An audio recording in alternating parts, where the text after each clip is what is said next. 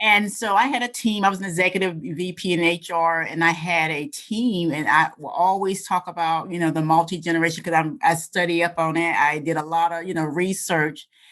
And I thought, you know what? I'm going to make some impact. I'm going to be the number one catalyst for multi-generations in the workplace. And so I went out on my own. I started speaking, to millennials about millennials because I was trying to really connect the generations in the workplace and kind of alleviate all the stereotype and what we didn't have in common. But then I quickly realized that we're going to have more than millennials in the workforce. And I absolutely love millennials. I hired them. And I said, you know what? I'm going to be the generational connector. I am going to offer a service in the multi-generation where I can connect the generations in the workplace. And that's the number one reason why we have a little bit of chaos in the workplace today. Because of these different generations. So we don't know. We stereotype, we bring, and that aligns with diversity. And so, I've been doing this stuff for a long time. I always call it G&I as opposed to D&I. And the G&I was generational inclusion, because that was the breakdown that I saw in the organization I was working for, and then and many more. And even to today, when I do a lot of D&I work, but it really starts about the different generations in the workplace, because we're going to have diversity. It's there. And this, what I love about where we're going with this conversation is talking about it specifically from that age perspective or that age attribute when we talk about diversity, because so far we've talked about it on the show, we've talked about it from a disability perspective. Yes. Women, the LGBTQ community, being the child of immigrant parents. So I love that we're able to weave this into the overall mosaic of this conversation. So Tonia, you worked as an executive VP. You noticed that there was this gap, in terms of having conversation around multiple generations in the workplace. How did that lead to you actually branching out on your own and starting your own company? Did you retire?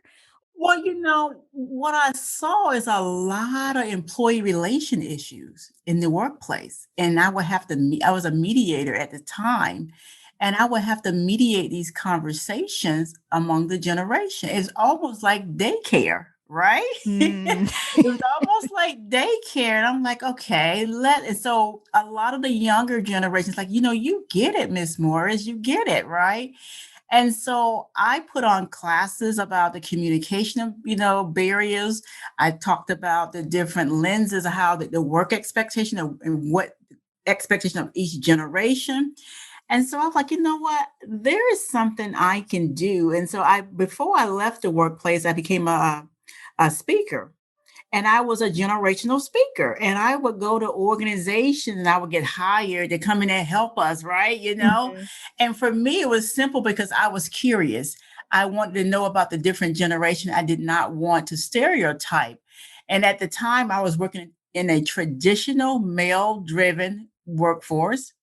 And it was older, there was nobody of younger coming in until we had people to either die or retire. And so as head of HR, we needed retention. And I knew that the younger people were, coming in, and I wanted to give them an opportunity. But the experience was not good for them because we had the mommies and the daddies in there telling them what to do. And so it just was not a good fit. So I wanted to change the mindset. And unfortunately, the place where I was working did not want to embrace that. So I said, you know what? I didn't retire. I left gracefully. And I said, you know what?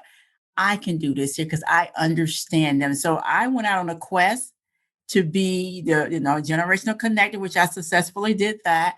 But also I wanted my organization to provide HR solutions and training solutions for a multi-generation workplace. So that's why I said SimplyHR, because we're going to keep it simple, but we're going to be impactful.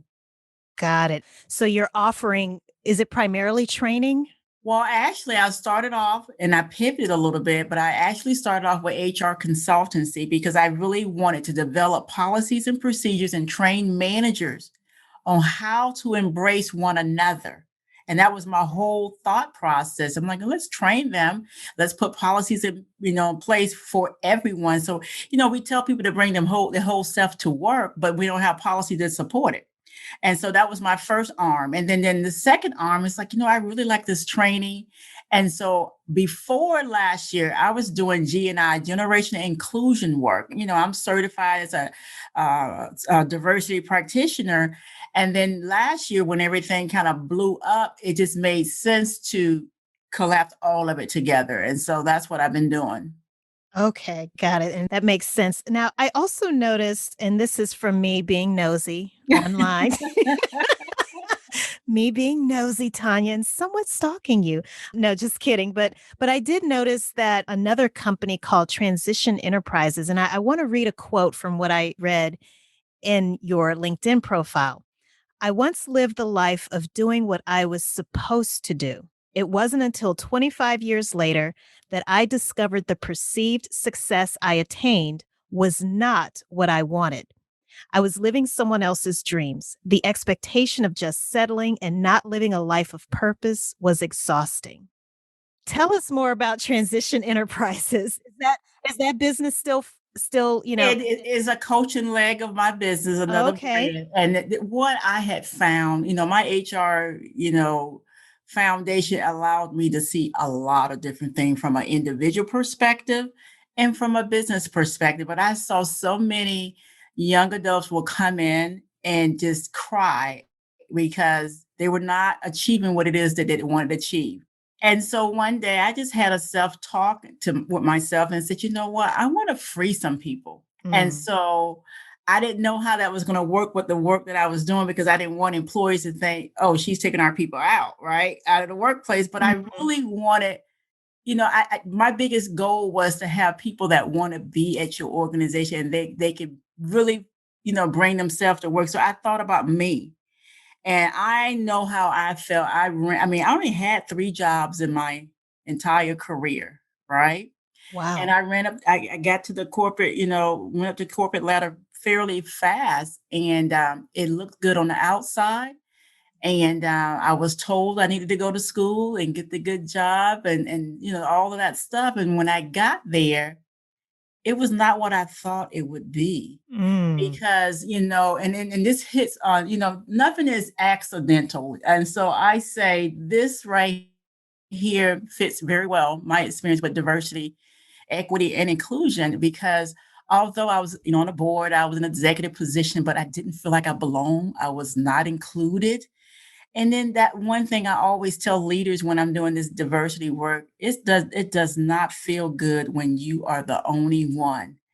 And so, again, it wraps into SimplyHR and what we do, because we want to help organization to get out of the check the box mode, if you will, and allow people to really be themselves. Because for me, I was the only female, African-American, the youngest one. And, and when I get passionate about stuff, then I was labeled, as angry or aggressive or what have you.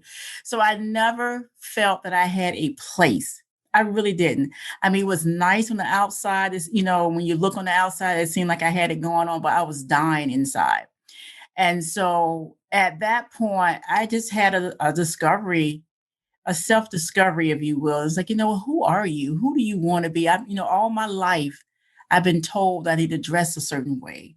I need to wear my hair a certain way. And I said, well, when do I become Tonia Morris? I've been, a mother, I've been an employee, I've been an executive, but I want out, right? I want out. So, I had my closet moment when I went in my closet and looked at all these suits and all that, and it didn't represent me anymore. Wow. And so I do think employees feel that way at work. We've seen it more now than ever. You got more women coming out of the workplace. Yes, because of COVID and the kids and all that. But I think we're owning our destiny, and that's my point. And so I bring that energy to leaders so they can understand and adapt to what it is that people want. And it's different. It's okay to be different. So that was my journey. I was nervous when I left because I was told, I had a good government job and you don't leave that. And so I didn't tell the family. My mother, my immediate family knew, but I was preparing for this. But that's my story with that. And I think it's relevant to today, because I was the only one. I was only, Black female, and then I was never heard. And so, like I tell leaders today, when you hire the only one, we get further away and it doesn't do anything different. Wow. But check the box, as you mentioned, checking the box. Yeah, checking that proverbial box. I'm curious, Tonia, in terms of the multiple generations that are currently in, let's say, the average or typical workplace today. So I know we have baby boomers, right? Or are they at the point where they're starting to retire? And that has been up for discussion. So really, in some organizations, we have 5 generations. We have the traditional, the oldest generation in the workplace, and they're still there. They're contributing. I read an article. I saw someone that was 89 years old still working. So we see that in Congress, right? But we see it in Congress, right? So that's true. That is very true. The oldest tradition is the oldest. Then the baby boom is the second largest generation in the workplace. Then the Gen X, I'm a Gen X. We're the passed over and ticked off generation. So I have to say that. I'm in Gen X too. We've been passed over and we're ticked off about that. And then we have the most talked about, the largest generation is the millennials. And then we have the new kids on the blocks of Gen Z. So to answer your question, a couple of years ago, there was some data that said 10,000 a week baby boomers are leaving. I don't think that's the number right now. I think that for various reasons, they're still there. And so that has been some of the challenge and the chatter in the workplace, because now we have millennials that are assuming the leadership role. They are the new leaders. And I just want to make note that there's 2 generations of millennials. There's the older ones, which is 39 years old, and then you have the younger ones that everybody talks about and put them in a box, right? So they're becoming the leaders of the workplace, and a lot of the workplaces having challenges with that, because they see things different and they lead a little bit different. That's interesting. Yeah. And it's really interesting hearing you talk about Gen X, because again, I'm also in that category. Passed over and pissed off. Yes, we are, because we're sandwiched in between. We heard all the news and the chat about baby boomers, and then we heard a lot about millennials, and we smack in the middle. And it's like, you know what? We're educated. We got some skills, and for some reason, they resort to the boomers or the millennials. And so that is why you see a lot of chatter in the workplace, and you see a lot of, and not to say that we can't get along, we just need someone to help connect us and say, you know what, although we have differences, but we got something in common. We want opportunities. We just go about doing it differently. And so we have to embrace that.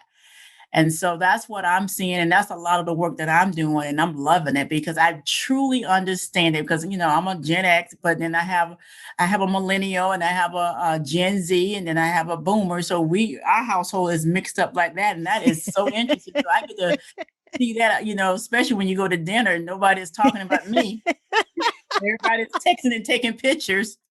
You know what? That is a great segue to because I wanted to, kind of shift the conversation just a little bit and talk about these multiple generations from a digital technology and digital transformation standpoint. So we're in 2021 right now, but we all know what took place last year, 2020. And it really made all of us, if we weren't using and leveraging digital technologies in our day-to-day operations before, we certainly realized that we either needed to get on the bandwagon or we would be left behind, right? So true. So true. So I'm wondering, Tonia, again, from a multi-generation perspective in the workplace, have you found that digital technologies have helped, hindered, or highlighted the differences in the way people prefer to communicate and disseminate information at work? I will say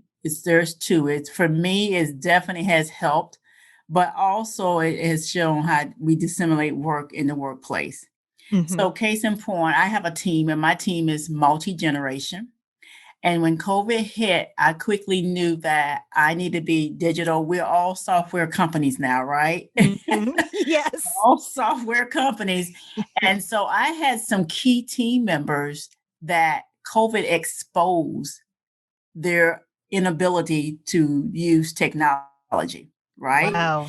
And when I say that, it's because they can learn it, but it's fast.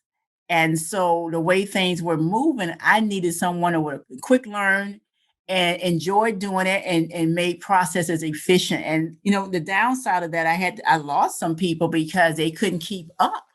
And I would have never, they can do it, but the way we needed to do it, fast, everything online, you got your training online, you're delivering stuff online, you're using, the social media is your networking now, your digital platform. So every aspect of your business needed to be, for mine, needed to automate. Yes. And so I had some people that did not want to embrace that. And they were older and they did not want to embrace it, but it was necessary to embrace this automation because I equate automation with revenue generating activity, RGA. And so that's how I do RGA, revenue generating activity, and you have to use some form of automation. And so that gave me some turbulence in my, in my business, but it was necessary because it really made me grow the business a little bit faster, because I can remember prior to COVID, I will always say, I can do it later. Well, later came upon all us quickly. It sure did. It sure did. So like people say, you can't be trying to get ready, you need to stay ready. And so that was my motto. And some people just could not keep up. And so, and with new technology, and it made all of our jobs easier in my mindset. So yes, I definitely think that it for me, it exposed. And I think for my clients that I work for, it has exposed as well. And so now we're looking at ways that how we like it now. No one wants to be on Zoom all day long. And I don't be on Zoom, but it's necessary. You know what I mean? It's a necessary way of communicating. Yes. I definitely want to take a deep dive into the process behind all of that, because when you do introduce new technologies, for example, or just a new way of doing things, to your point, to automate things, there will be resistance. And so I would love for us to take a deep dive and talk about, in a very generic way, the process that you go through and that you would recommend to those who are listening right now that they may consider going through as well when it comes to that training piece and kind of warming people up to that idea, because turnover, as we all know, is costly. So does it boil down to having a company culture that is built around that technology and the understanding that we leverage technology to not only automate, but to streamline the work that we do so that we can service even more people? You actually mentioned, gave an example of just being at the dinner table and how you may be the only one talking when everybody else is texting. Right. So I'd like to take a deep dive into that and what it looks like. And I want to do that from a business infrastructure perspective. So for those who are listening to this show for the first time, business infrastructure is a system for linking your people, your processes, and your tools and technologies to ensure that growth in your company happens in a profitable and sustainable way. So Tonia, let's look at each of those three elements of business infrastructure. So before we get into process, I'd like to take a look at the people component first. How can we actively seek people of different ages who are legally, authorized to work and make sure they feel included? Because to your point, you mentioned earlier, it's not about just checking off boxes, but how do we recruit, onboard, and once a person is onboarded, actually make sure that that person feels included? So that GI, that generational, generational inclusion. How do we ensure that from a diversity, from a multi-generation perspective, that we are in fact, we do have representation from each of those, maybe not each of the 5 groups, but as many of those groups that you mentioned as possible? I hire slow and I go through a rigorous process. I do a lot of that up front. So for example, when I'm interviewing, I use different methods of interviewing. I will do a phone. I will do something on a chat or text or something. And then I may do a Zoom. And then that's how I do, because I want to know what they are comfortable with, and that I want to ensure them that I have flexibility. That's one thing I do. And you would quickly see what they do like and what they don't like, right? Because it takes them out of their comfort zone. But that's one thing I do. But when we get ready to go into onboarding, the onboarding process, I make sure I pair them with someone that is opposite of them. So for example, Chelsea was my most recently hire, and she doesn't like to talk on the phone. Now, it's important for me that you talk on the phone, but communication is so broad. So she likes to text, right? Which is fine. And so, but she's sharp as a whip, but she's very shy, but she would get things done.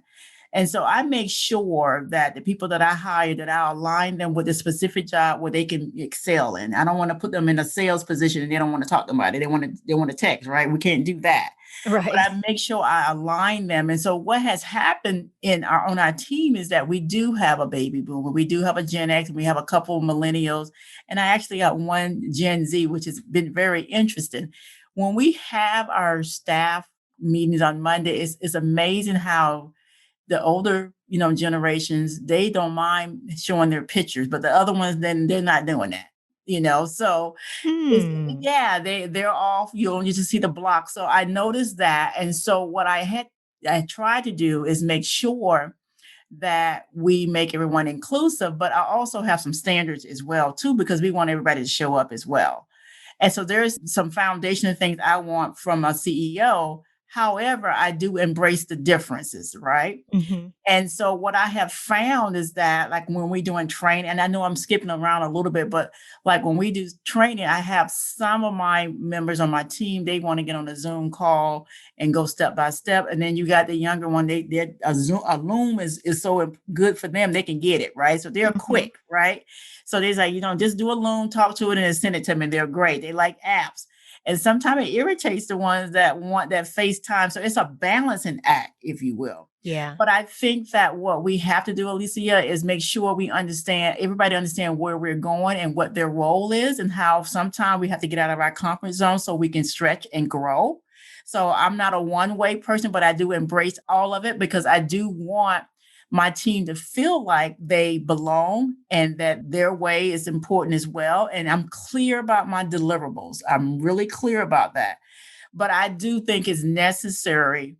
Like, for example, we're using for our back office support, I like Process Street. We're using that for automation. And, I see some resistance from some of the team members, but I think when we engage them and talk about the why, and then walk people through it, and then pair them with the people like the younger ones or the older ones that are, enjoying this, and they can bring what they like to the table, and then the other ones can bring what they like, and it can be a mutual, win-win for everyone. So they don't feel like we're leaving them behind, because, the institution knowledge to me is important too, but we can no longer work in manual moment, because it doesn't impact my RGA, which is revenue generating activities. And that's how I have to position that.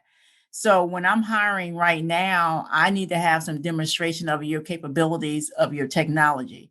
I don't like the word I can learn. As business owners, Tonia, it does not support my RGA, because we're busy and I need you to come to the table with some technology. Got it. And so, yes, there's some learning curve with some, but I'm talking about never been exposed to it. And I'm not a learning platform for them to learn. I need them to bring some things to the table. So that has been my process. Absolutely. So do you think that there are too many ways to communicate? And I'm asking because this is something I'm asking for myself selfishly, but I'm sure there are others who are listening too who may be struggling with something similar. Gone are the days where we only had phone and maybe email as the primary ways to communicate with each other. Now we have all of these social media apps, and you can direct message each other. So I have some people, they only communicate, or I should say the best way to communicate with them is, let's say, direct messaging on Twitter or Instagram. Then there are some where they prefer to communicate through LinkedIn. Some people prefer texting. Some would prefer a phone call. I personally hate being on the phone.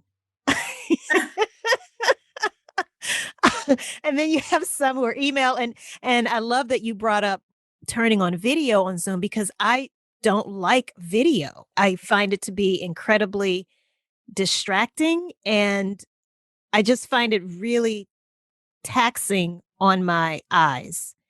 And it really is. And so let me just say this here. There is a lot of apps and a lot of ways that we can communicate. But as a leader, Mm-hmm. you have to define for your organization the top three or whatever ways that you're going to communicate. For example, if we're going to have a policy change, so I looked at that way because now I'm hitting the major generations that work for me. We're doing email, we may do an app, we may do a virtual or a video. So Mm-hmm. that's how I do it, three ways. I can't not do the Voxer and do all these different apps. I would get crazy. So I would have to do what works for me that's going to benefit all of us. And we can have an agreement that, hey, while we're working, these are the three ways. And we know when we're going to be on a Zoom, we know when we're going to get an email, and we know when we're going to get I don't do phone calls. So Zoom, email, or maybe a text or a Voxer type thing. And I love the fact that you mentioned codifying that into yes, policy. you have to. Yes, I didn't even think about this. So thank you. I think that's the best way. So you won't be crazy. So I think it embraces some and not all, but at least there's some, some diversity around that, because things could get lost, and I don't want to have communication barriers, and so I make that known in our onboarding process, the interviewing process. This is our way of communicating, and we codify it by different things. Like if something is very important, I need an answer right away, I can do an iMessage or something to that nature where everybody's on, right? Because we are using Asana, and so we can communicate that way. But you have to codify it, because you'll be all over you never please anyone. But if we're going to move forward as one unit, we have to agree on what are the 3 or 4 methods that we're going to use to communicate. And so no one will be confused. Well, I didn't know, that kind of stuff. They know. And so that has worked tremendously for me. And, I think it might be worth actually giving a definition here on policy versus process, because this is actually good, because with your strong HR background and with my operations and process background, have you found that oftentimes your clients, if you are in a situation where you are helping them to develop their company policies, that sometimes the lines can get a little blurred between what's policy versus what is process? Because I know it definitely happens for me. A lot of times people may say something, a client may say something to me, and I'm saying, well, that's, for example, dress code. That's just a really simple example, but they may start saying very specific things as it pertains to the dress code. And I'll tell them that's a policy. That's not a process. Right. Yes. Absolutely. So how would you define policy, and then how do you define process, Tonia? Well, policy, when I think about it, let me just think about that. A definite process is how we do it. For sure. And the policy is why we do it, in my mind, so you the process queen. I know that, but you're right. With something like a dress code policy, just as an example, everybody have an opinion, but why do we want to have this particular uniform dress code policy? It could be to meet our customers' need, professionalism, or whatever. And process is going to be, like Monday through Thursday. That's in my mind. We're business casual. Friday is we're business casual, and Friday we're dressed down. To me, that's the process of how we are going to execute the policy. Yes. No, and a lot of people don't get that. They try to put them together and they get them backwards. And that's why we have confusion in the workplace. And that's why many employees don't think they're being inclusive, because they don't have these two pieces in place that's clear. And so those policies ultimately work their way into an employee manual. Yes. Whereas the processes go into an operations manual. That's exactly right. And you see a lot, and we do a lot of employee manuals, and you see processes in there when there shouldn't be processes in there. It's supposed to be then the operating procedures. Like, okay, wait a minute, I'm confused here. And so that's why my hat with HR and diversity all come together. But it's the same reason, because just like you illustrated this here, sometime when you're not clear, well, in most cases, when you're not clear on either or one of them, then now employees start feeling that, they're not valued, they're not being heard, they're not being inclusive. Though that's why I do HR and the G&I, because it comes together with the policies and procedures. Yes, absolutely. So earlier we were talking about, or we were starting to hint at the fact that we would take a look at process, specifically, Tonia, from a very high level, very generic process. How would you describe, or what process would you go through within your own company, or would you take your own clients through when it comes to introducing new technologies to a multiple generational workforce? Okay, so and that's a great one because we implemented this here probably towards the last quarter. And it was interesting because I have different generations working for me. So when we had our strategic planning, we talked about how we want to show up in 2021 and what that would look like and what processes that we needed to be able to show up like we're showing up now. But we also did an assessment on the gaps. We wanted transparencies. What did everyone need help on? And, from a training standpoint, and then what is their best their wheelhouse as it relates to adding to the business model or our business as a whole. And it was interesting that a lot of my younger generation is like, I do better with, apps, I'm quick, fast, what have you. But then we have to understand that we have customers like, our employee makeup, right? Mm-hmm. And then we had olders like, I'm good with you just picking up the phone. And right now, I don't want to pick up the phone because there's so much going on. We're working speed, right? So what I did, I put all of my team members that had some gaps into some basic training. And then what we did is some cross training, like we implemented Asana. And then we had the ones that were very familiar and fast with it to partner with the ones that was kind of like, I don't know how this works. So we did some cross training that way to make everyone feel that they are, they belong and we're going to meet them where they're at.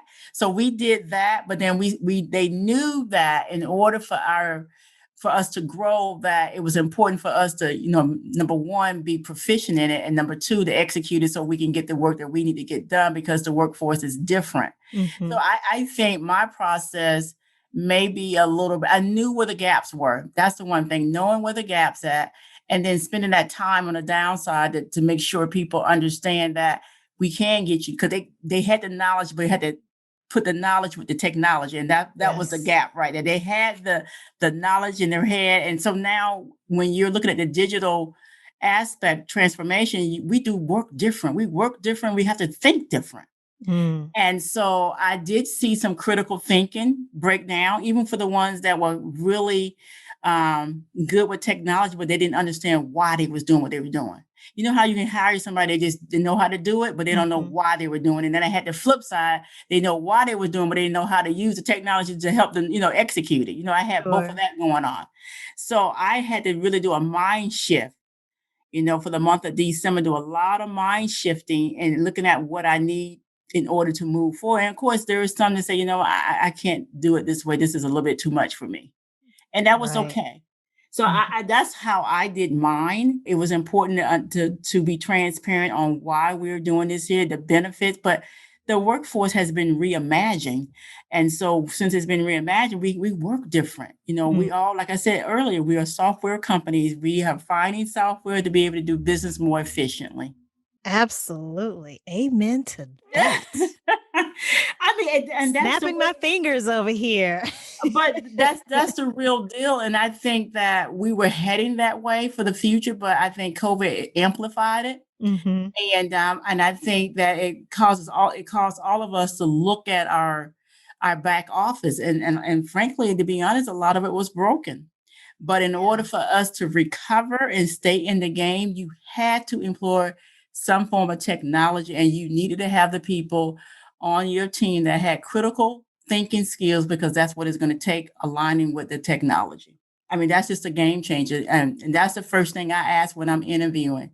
I need to assess your technology skill, but I want to know how you feel about technology skill, because that's what it's going to be over here. And so it's how we do our business different. It's how you hire people, it's how you do your business, how you network, and how you drum up new business, everything. Yes. So when it comes to this basic training that you mentioned, Tonia, do you all have a portal?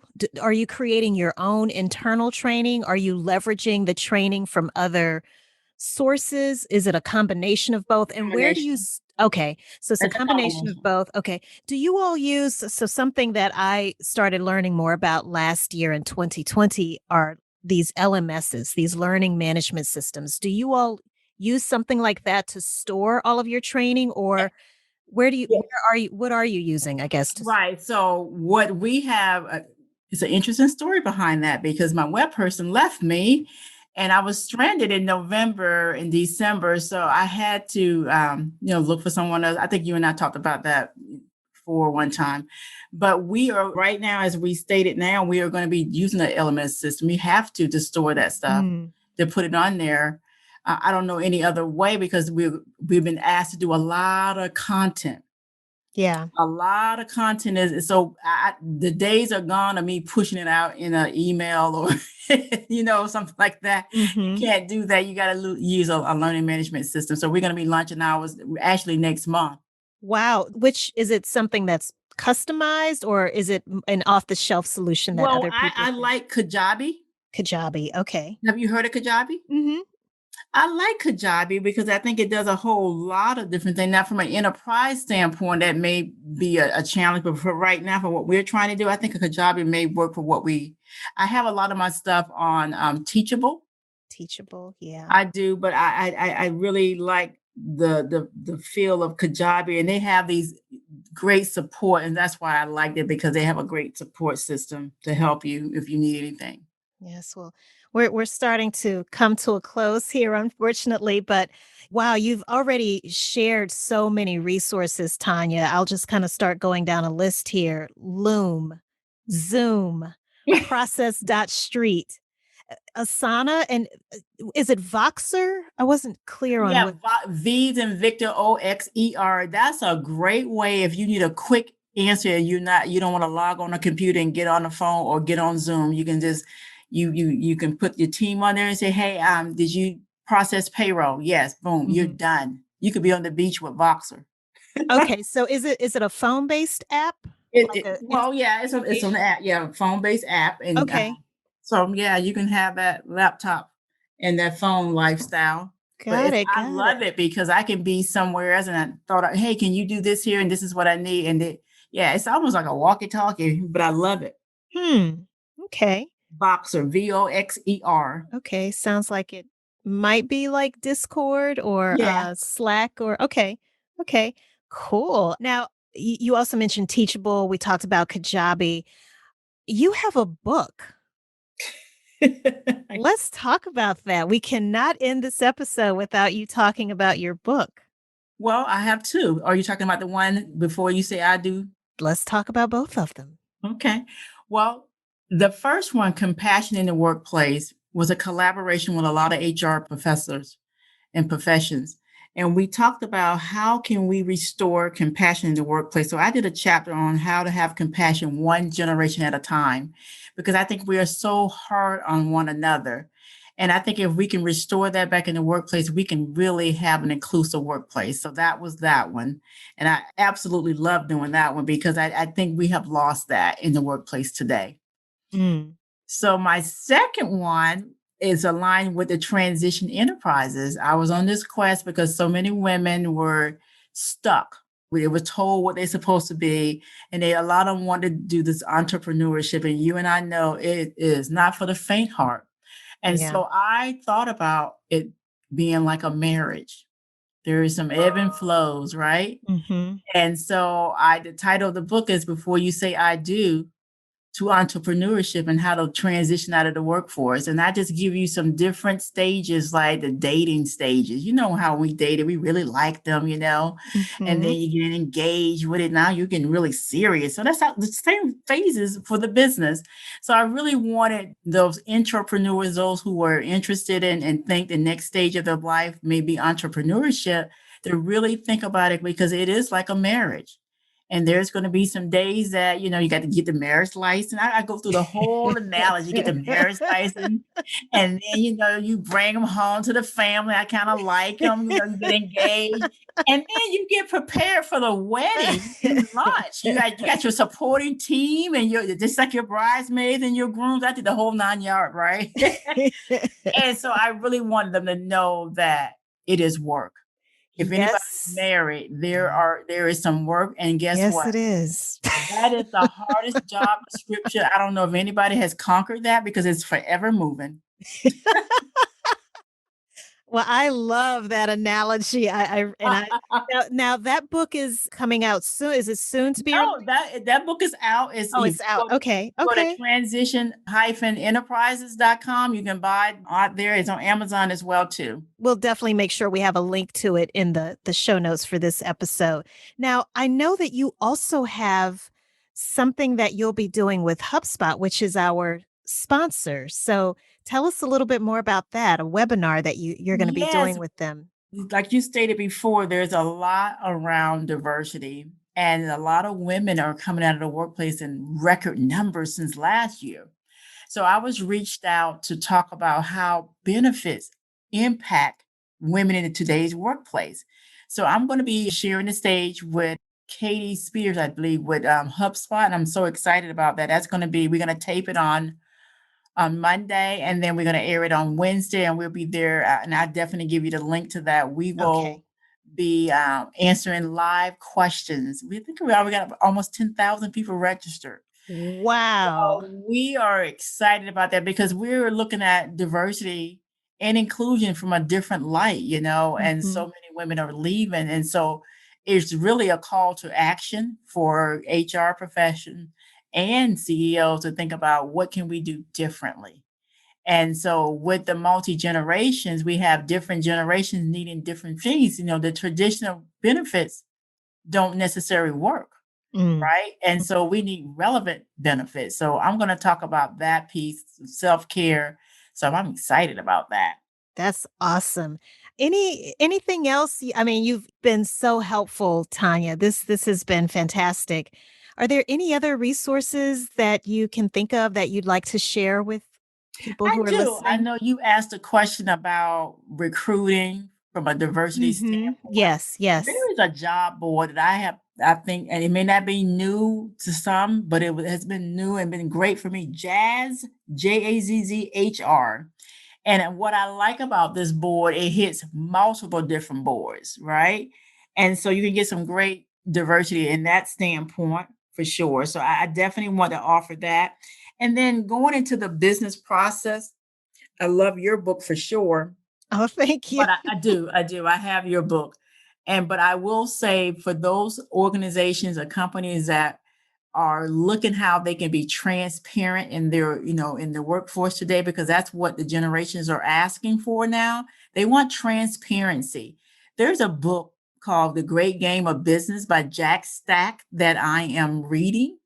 And I know him for sure. And I've spoken, on stages with him. But one of the things I like about how he has reimagined the workforce is the transparency from the financial standpoint, and then also from the system standpoints too. So I really think that's a great book.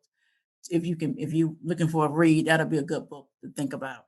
That's awesome. And I heard someone else talk about that book just earlier today. I was listening to another podcast. Yeah. I happened to hear one of their guests. It was the Brandology podcast. So shout out to them. Oh, okay. They were interviewing someone and they mentioned The Great Game. Yeah, The Great Game is really, really good. It really, like I said before, systems are very critical. The technology is very critical, but what is even more critical is the transparency. And what I like about Jack teaches his employees about the financial aspects. So when they look at the statements, they know when they're going to be laying off or cutting back, because he's taught them that, because he's an open book. And so I love that aspect. And I think that more organizations need to look at that, because I think we have to be business partners now, as opposed to employees versus employers. We have to hire problem solvers, number one, but also I think entrepreneurs. Yes. In today's workplace, because Yes. I mean, we are working different, we're thinking different, we're going about it differently, and that's what we need. And so he does a great job of training. Well, this has been phenomenal, Tonia. Wow. What is the best way for people to get in touch with you? Because I'm sure they're listening to like, wow. Well, first of all, I'm very active on LinkedIn. So it's, when you think about Tonia, it's Tonia Tonia Morris, and it's with Simply HR. And actually, there's another Tonia Morris out there with the same spelling.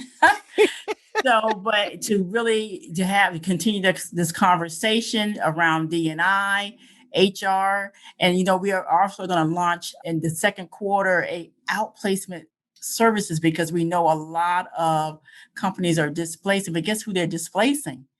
50 plus. And so we want to upskill them.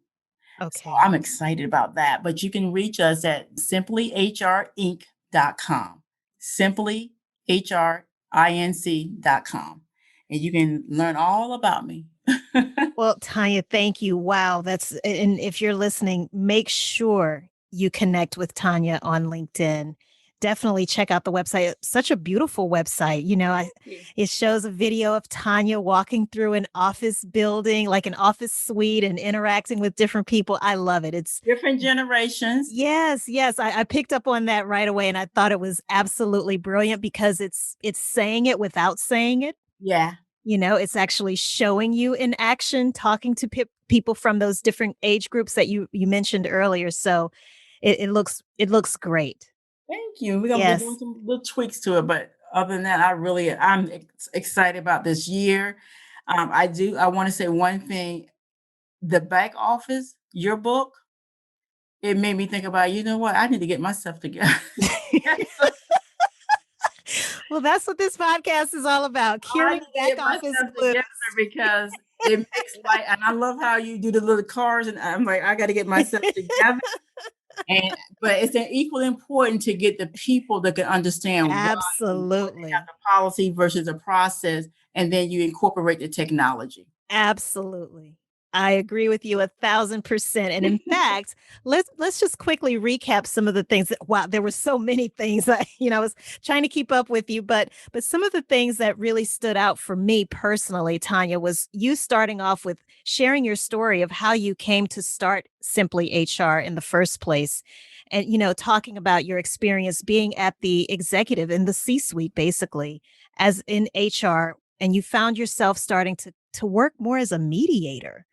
And how you started doing classes to teach others. And when you realized, you were kind of bit by the entrepreneurial bug, and you realized, I'm going to bow out gracefully, leave this company behind, and start my own venture. And that's what led to you becoming the generational connector. So I love it. And, the fact that you explained to us the 5 different groups that could technically be found in many companies. Those 5 groups being the traditionists, the baby boomers, Generation X, millennials, as well as Generation Z. I also like the fact that you were transparent and very candid about the fact that once you started to climb that corporate ladder, when you were working as an executive VP in HR, you climbed that ladder. And then once you got to the top level, you realized you weren't satisfied, and that it didn't feel good to be the only one. And I love the fact that you have channeled that feeling basically into the business that you have today. And you're making it part of your mission and your life's work, so that no one else has to feel that way as well. I thought it was really interesting when you mentioned having a closet moment where you looked in your closet and your clothes didn't mesh. That is so interesting because when I was working as an engineer, I'll never forget when I first started my company, I did not have one business suit. I only had jeans and Oh, t-shirts. That oh, was it. That was it. And clothes to go to the club at night, yes, absolutely. and party. But aside from that, there were no suits. Like Wow. seriously. So, I've never heard it described that way before. So I thought that was pretty brilliant. Also, just in talking about diversity in and of itself, and that it's more than just checking off boxes and making sure you reach a certain percentage of women in the workplace versus veterans versus Mhm. baby boomers versus Black people, Latino, so forth and so on. But when you really just stay true to aligning people to the positions, and if you open yourself up to the possibilities of working with different types of people, I think it almost seems as though it would naturally start to happen that you would Yeah, have this diverse workforce. absolutely. Okay. I also definitely appreciated the fact that you said at the end of the day, we are all software companies. Company, yes, we We are. absolutely are. Thank you for describing that difference between a policy versus a process. Policy is why we do it. Process is definitely all about the how, just so much more. We're going to make sure we have links to everything that you shared in the show notes at businessinfrastructure.tv. If you want more details about Tonia, if you want to follow her, she does a lot of public speaking. She's a prolific public speaker, as a matter of fact. And if you are interested in figuring out how you can work with Tonia to bridge multi-generational gaps that may exist at your company, or just how you can leverage technologies, to facilitate diversity training, make sure, again, that you connect with Tonia on LinkedIn. Again, her name is spelled Tonia, and Morris is M like money, ORRIS. Also, make sure you check out her website. It is SimplyHRinc.com. Tonia, thank you so much. Absolutely. I enjoyed it. I did. I really did. We could be here all day, but I really enjoyed it. I know we could. You and I definitely could be here all day. Just to reiterate, everyone, make sure you, again, check out businessinfrastructure.tv. We're going to have links again to all of the resources that Tonia shared. If you happen to get to that website and you have trouble finding Tonia's episode, there's a magnifying glass icon at the very top of the page. Click on that, type in Tonia's name, and poof, her episode will appear with links to all of these resources. You'll also find more information about our sponsors. Supporting them helps us keep this show free for you. So make sure you check out businessinfrastructure.tv. Thank you so much for tuning in and for being a loyal subscriber. Remember, stay focused, be encouraged. This entrepreneurial journey is a marathon and not a sprint. Until the next time. Thank you for listening to Business Infrastructure, the podcast about curing back office blues with 𝗕𝗂𝘂𝘀𝗀𝗃. If you like what you've heard, do us a favor and subscribe, leave a rating and review, and more importantly, share with your colleagues and team members who could benefit from the information. Join us next week for another episode of Business Infrastructure with 𝗕𝗂𝘂𝘀𝘀𝗃𝗃.